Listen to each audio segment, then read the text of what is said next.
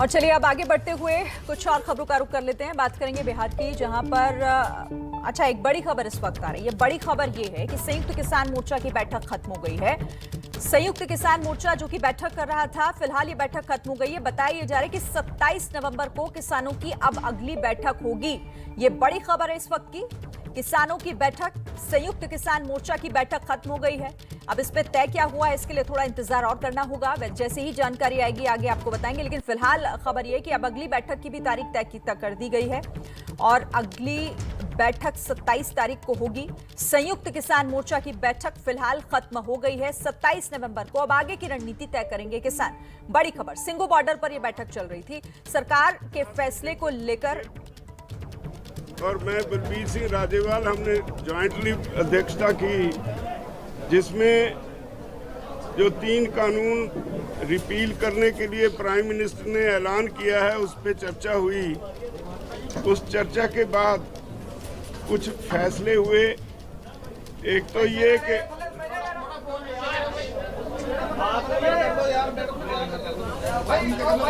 एक ये फैसला हुआ कि जो प्रोग्राम पहले से तय किए गए हैं एसकेएम की तरफ से वो कंटिन्यू करेंगे, वो बाकायदा जारी रहेंगे।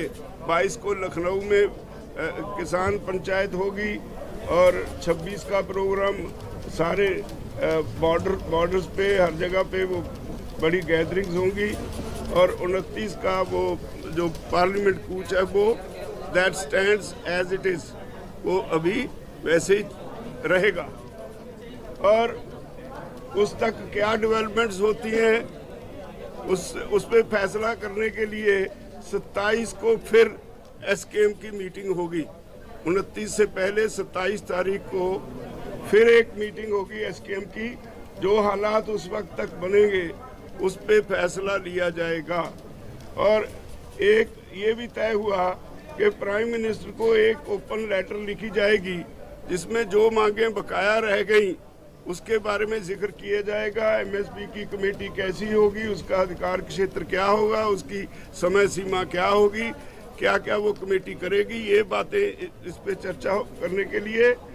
और जो बिजली सोध बिल 2020 उन्होंने हमसे वादा किया था, अभी तक पार्लियामेंट में पेश नहीं हुआ, उस पर भी चर्चा होगी, उसके बारे में भी लिखा जाएगा।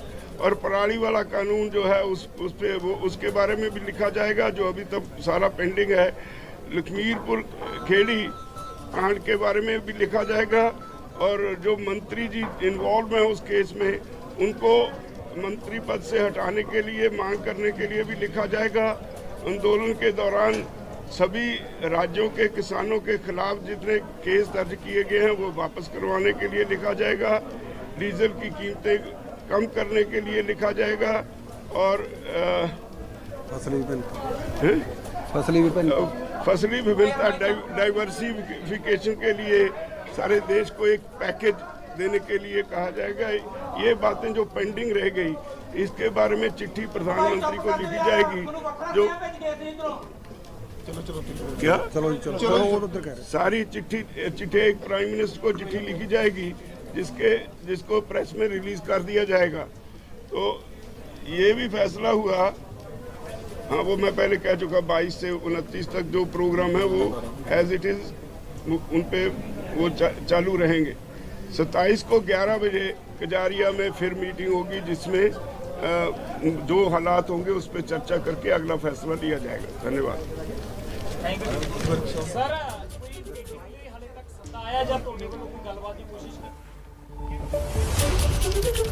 तो संयुक्त किसान मोर्चा की प्रेस कॉन्फ्रेंस जिसमें राजवाल को आप सुन रहे थे, वो ये कह रहे थे कि देखिए जो प्रोग्राम यानी कि जो आंदोलन अभी चल रहा है वो इसी तरीके से आगे भी जारी रहेगा। अब अगली रणनीति क्या होगी, इसके लिए 27 नवंबर को अगली बैठक होनी है।